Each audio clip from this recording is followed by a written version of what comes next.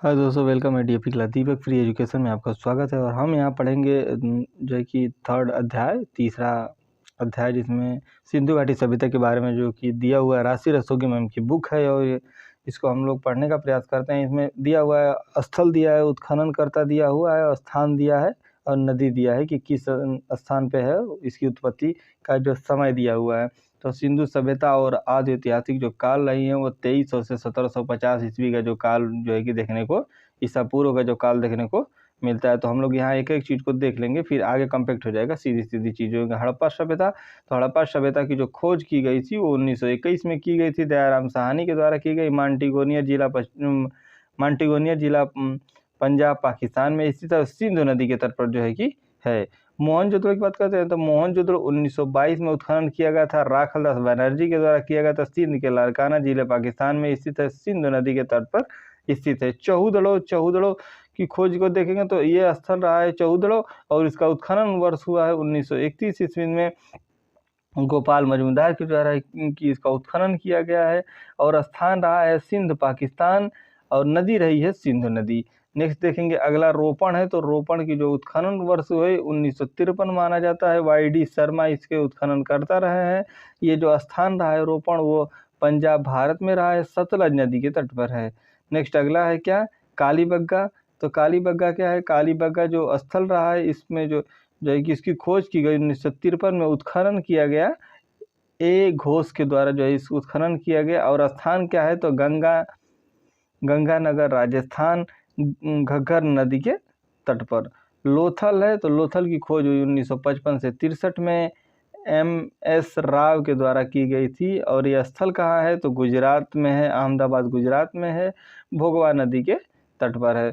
धौलावीरा, तो धौलावीरा जो है मुख्यतः इसकी खोज हुई 1990 से 91 में R.S. भीष्ट, रणवीर सिंह भीष्ट के द्वारा। कच्छ के रण गुजरात में ये जो स्थल है स्थित है, और ये सरहट नदी पर है। यहाँ ब्लिंक दिया हुआ है लेकिन यह सरहट नदी के तट पर स्थित है। अब हम लोग एक एक चीज़ों को पढ़ते हुए चलेंगे।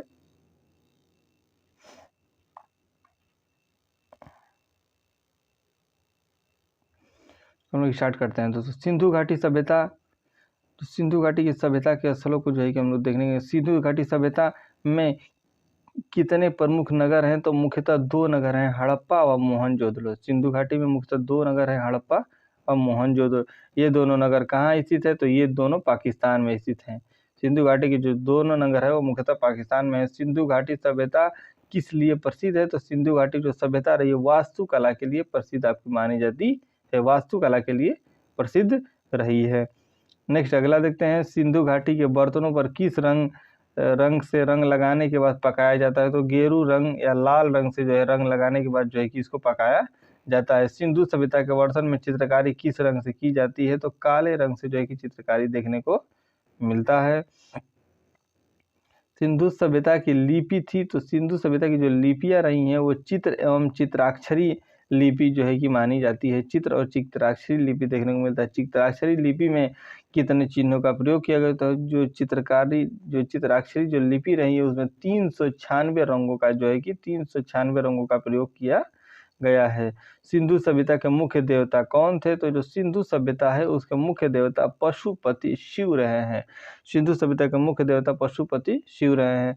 सिंधु सभ्यता की मोहर पर किस देवता का चित्र बना हुआ है तो पशुपति का जो है कि चित्र देखने को मिलता है, चित्र बना हुआ है। मोहरों पर पशुपति शिव का चित्रण कहाँ से प्राप्त हुआ है तो मोहरों पर जो पशुपति शिव का जो चित्रण हुआ है वो मोहनजोदड़ो से प्राप्त हुआ है। दोस्तों, सिंधु घाटी सभ्यता को और किस नाम से जाना जाता है तो सिंधु घाटी की सभ्यता जो रही है उसको मुख्यतः किस नाम से जाना जाता है ये हम लोग देखने का प्रयास करते हैं। स्वाइप कर लेते हैं।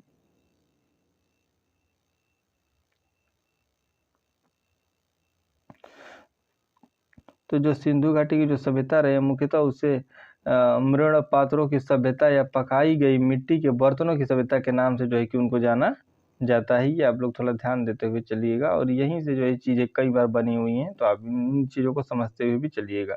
सिंधु सभ्यता के कृषक जाति किस रंग की मिट्टी के बर्तन बनाते थे तो लाल तथा काले रंग के जो है कि मिट्टी के बर्तन बनाते थे। मिट्टी के बर्तनों की कला को क्या कहते हैं तो मिट्टी के बर्तनों की जो कला है उसे सिंधु घाटी काल की जो है कला कहा जाता है। सिंधु घाटी की सभ्यता के दोनों नगरों का उत्खनन किसके निर्देश में हुआ? तो प्रोफेसर मार्शल के जो है कि निर्देश में हुआ था। वास्तुकला का श्रेष्ठ नमूना कहाँ पाया जाता है? तो वास्तुकला का सर्वश्रेष्ठ नमूना मुख्यतः सिंधु सभ्यता में पाया जाता है या सिंधु सभ्यता से पाया जाता है। सिंधु सभ्यता पर किस सभ्यता का प्रभाव दृष्टिगोचर होता है? तो मेसोपोटामिया का जो प्रभाव देखने को मिलता है वो दृष्टिगोचर होता है। नेक्स्ट अगला क्या है? प्रोफेसर मार्शल के अनुसार सिंधु सभ्यता का समय क्या था? तो 3200 ईस्वी से 2700 ईस्वी का जो समय रहा है वो इस समय का जो है कि अच्छा समय माना जाता है। अर्नेस्ट मेके के अनुसार सिंधु घाटी सभ्यता का समय क्या है? तो अर्नेस्ट मेके के अनुसार जो सिंधु घाटी सभ्यता का जो समय रहा है वो 2700 से 1700 ईसा पूर्व माना जाता है। और ये इंपॉर्टेंट है दोस्तों, यहाँ से आपके क्वेश्चन बने हुए हैं। सिंधु घाटी सभ्यता में किस पेड़ पर सर्वाधिक अंकन देखने को मिलता है? तो पीपल के पेड़ पर सर्वाधिक अंकन जो है कि देखने को मिलता है दोस्तों।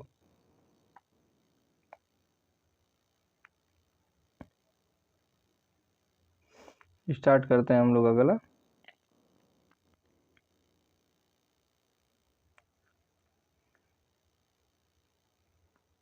सिंधु घाटी सभ्यता में किस पशु का अंकन हुआ है? तो सिंधु घाटी जो सभ्यता रही उसमें किस पशु का अंकन देखने को मिलता है? तो ऋषभ का अंकन जो है कि देखने को मिलता है। सिंधु घाटी सभ्यता में किस वस्त्र का उल्लेख हुआ है? तो मुख्यतः जो सूती वस्त्र का उल्लेख जो है कि देखने को मिलता है। सिंधु सभ्यता की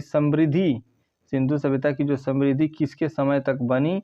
तो फारस के सम्राट अक्षयनिद के समय तक जो है कि बनी रही।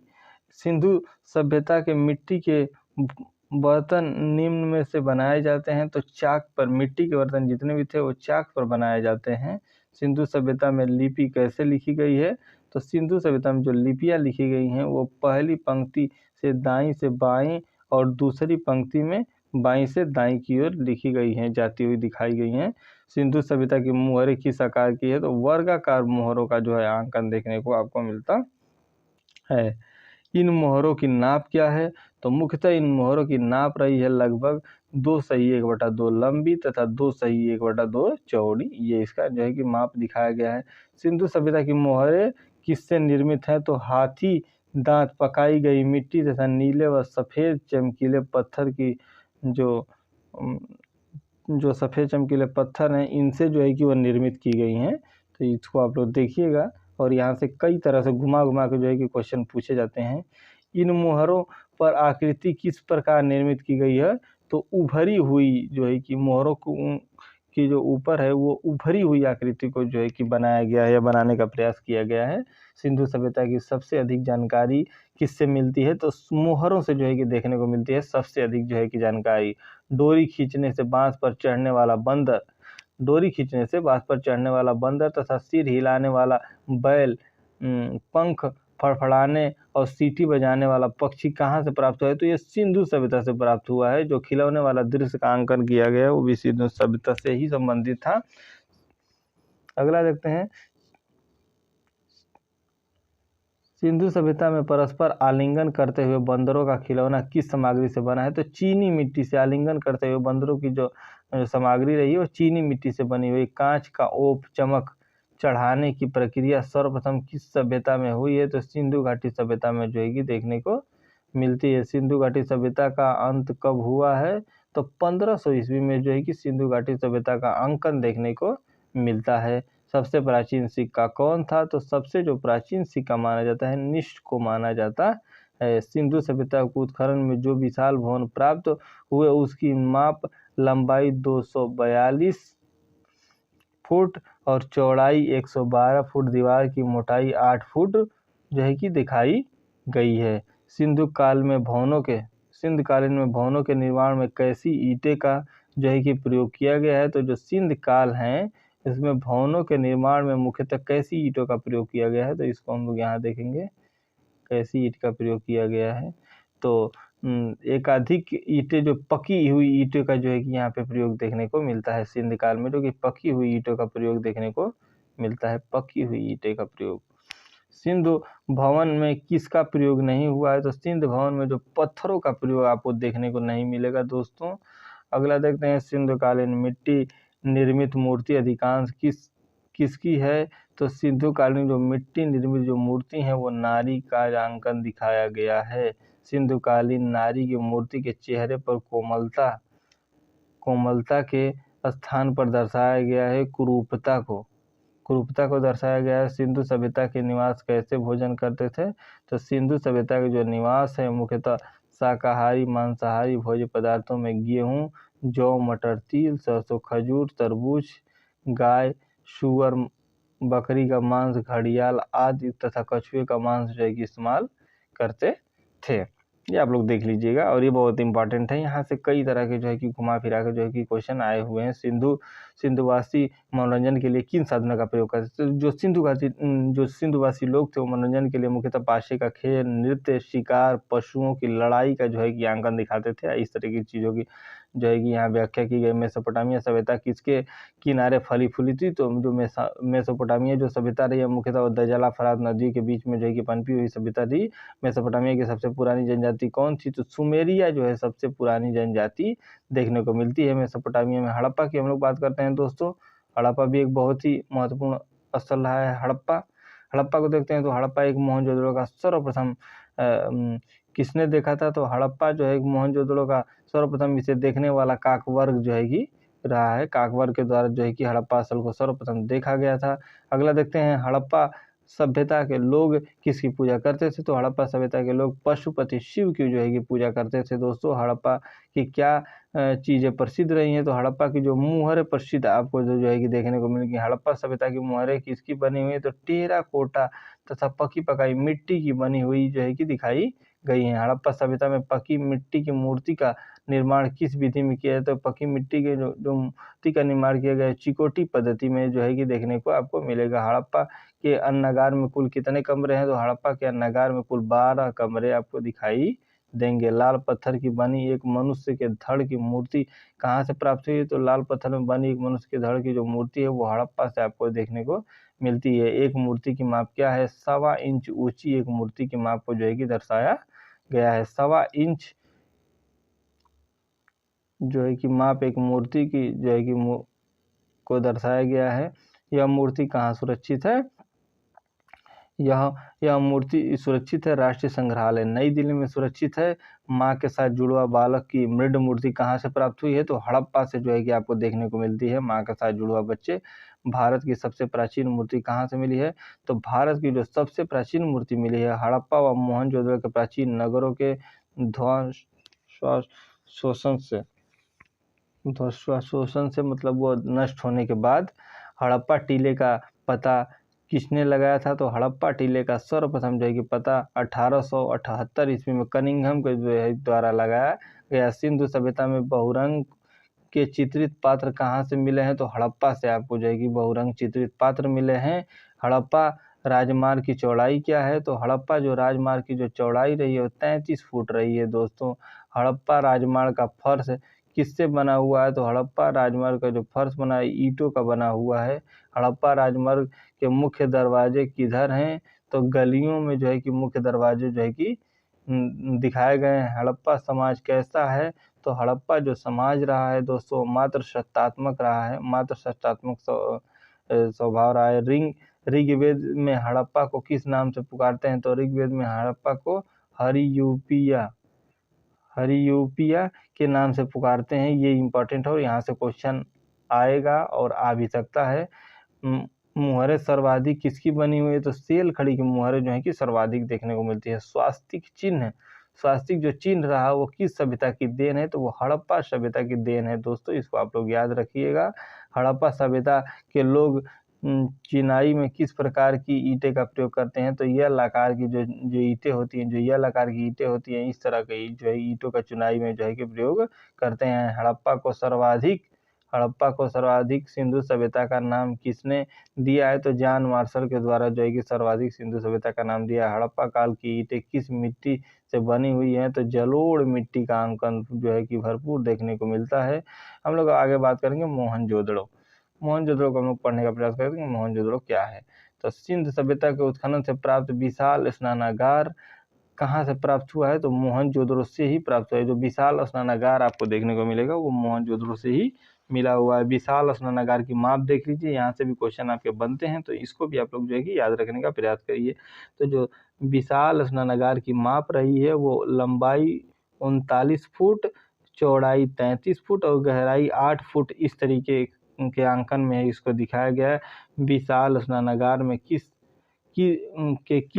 दिशा में बरामदा नहीं है, तो विशाल स्नानागार का जो दृश्य है उसमें किस स्थान पर बरामदा नहीं है, ये हम लोग देखने का प्रयास करते हैं। एक सेकेंड। पश्चिमी जो भाग रहा है उसमें जो है कि दीवार का अंकन नहीं किया गया है। स्नानागार के किस दिशा की तरफ सीढ़ियाँ है, तो उत्तर दक्षिण की तरफ सीढ़ियाँ है और वो सीढ़ियों की जो माप रही है वो 3.43 मीटर रही है। तो ये आप लोग ध्यान दीजिएगा। स्नानागार के प्रवेश द्वार कितने हैं, तो स्नानागार के जो प्रवेश द्वारों की संख्या है वो मुख्यतः जो है कि 6 है। और विशाल अन्नागार कहाँ से प्राप्त हुए, तो विशाल अन्नागार आपके मोहनजोदड़ो से प्राप्त हुए हैं दोस्तों। और ये इंपॉर्टेंट है, यहाँ से हर साल क्वेश्चन आते हैं।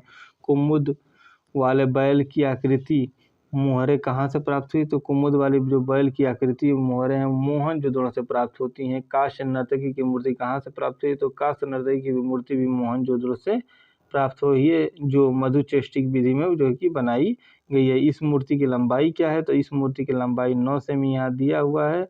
इन नटराज की मूर्ति कहाँ से प्राप्त हुई है, तो नटराज की मूर्ति भी मोहनजोदड़ो से प्राप्त हुई है। नटराज की मूर्ति की ऊंचाई है 7 या 8। जो काष्ठ नर्तकी है दोस्तों वो 9 सेमी तो दिया हुआ है, लेकिन 10.4 सेमी या 5 सेमी 10.5 सेमी के रेंज में आता है। ये आयोग ने जो है कि माना है। नटराज की मूर्ति में कितने हाथ है, तो 4 हाथ दिखाए गए हैं। मुर्दों का टीला मोहनजोदड़ो को कहा जाता है दोस्तों, ये आप लोग याद रखिएगा। मोहनजोदड़ो पर पशुपति शिव का चित्र कहाँ से प्राप्त हुआ है, तो ये मोहनजोदड़ो से जो है कि प्राप्त देखने को मिलता है। योगी का धड़ कहाँ से मिला है, तो योगी का जो धड़ मिला हुआ है मोहनजोदड़ो से मिला हुआ है। मोहनजोदड़ो की सभ्यता को किस सभ्यता के समान माना जाता है, तो मेसोपोटामिया तथा सुमेरिय सभ्यता के समान जो है कि माना जाता है। मोहनजोदड़ो और हड़प्पा के समान सभ्यता के अवशेष भारत के किन किन स्थानों पर मिलते हैं, तो पंजाब में रोपण स्थान से कालीबंगा व गुजरात और लोथल से जो है इस तरीके के जो है कि स्थल देखने को मिलते हैं। हड़प्पा व मोहनजोदड़ो में वास्तुकला का प्रचलन था। हड़प्पा व मोहनजोदड़ो में वास्तुकला का जो प्रचलन रहा है वह यह किससे ज्ञात होता है, तो भवनों के अवशेष, स्नानागार, सड़कों, नालियों तथा भित्ति चित्रों से ये पता चलता है। अगला क्या है, इस समय भवनों का निर्माण किससे होता था, तो इस समय जो भवनों का निर्माण होता था वो पक्की ईंटों से, जो लाल ईंटें होती थी इससे जो है कि भवनों का निर्माण जो है कि किया जाता था।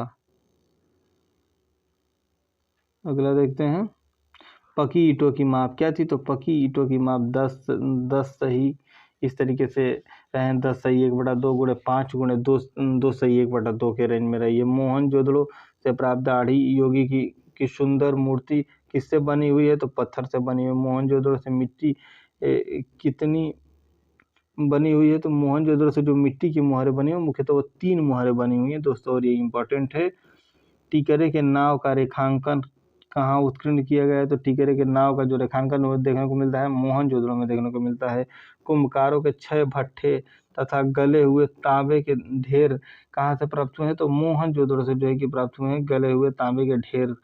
मोहनजोदड़ो से प्राप्त पशुपति की मोहरें तथा योगी की मुद्रा में 4 पशुओं के आवृत्त एक देवता का अंकन है। ये 4 पशु कौन कौन से हैं, तो चीता, हाथी, गेंडा व भैंसा जो है कि मुख्यतः ये 4 पशु दिखाए गए हैं। मोहनजोदड़ो स्नानागार के पूर्व में स्थित स्तूप का निर्माण किस काल में हुआ है, तो मोहनजोदड़ो में स्नानागार के पूर्व में स्थित स्तूप का निर्माण किस काल में हुआ है, तो कुषाण काल में जो है कि ये देखने को मिलता है। तो ये आप लोग देखते रहिएगा। किस स्थल के टीले को स्तूप टीला की संज्ञा दी जाती है, तो मुख्यतः जो स्थल रहा है मोहनजोदड़ो की जो टीले रहे हैं इसको स्तूप संज्ञा की जो है टीले के रूप में जो है कि जाना जाता है। किस स्थल से संगमरमर के साक्ष्य मिलते हैं? तो मोहनजोदड़ो से संगमरमर के जो है कि साक्ष्य देखने को मिलते हैं। सबसे बड़ी सड़कें मिलती हैं, तो सबसे बड़ी जो सड़कें देखने को मिलती हैं वो मोहनजोदड़ो में मिलती हैं। दोनों के बीच में जो 23 फीट का जो है 23 गुणे 23